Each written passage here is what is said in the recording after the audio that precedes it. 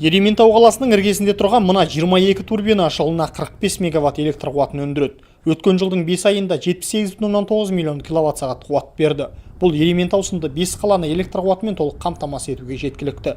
Көп өтпей мұнда осындай екінші жел станциясын салу көзделіп отыр.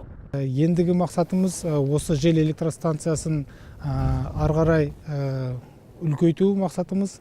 Және де осы Ерейментау маңайында екінші жел электростанциясы салу Самұрық-Энерго жоспарларында бар. Ерейментаудағы желдің орташа жылдық екпіні секундына 7 метрден жоғары. Бұл қондырғылар секундына 3 метр самал соқса да қуат өндіре алады.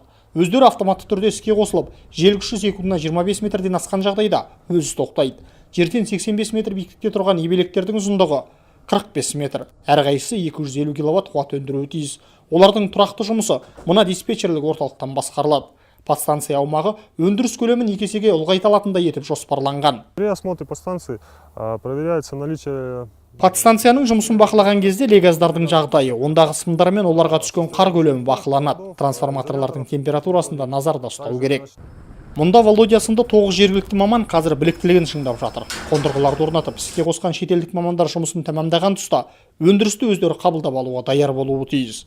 Екінші жел станциясы салынып, өндіріс көлемі 300 мегаваттқа жеткен тұста баламалы қуатпен 8000 пәтерді жарықпен қамтамасыз етуге болады.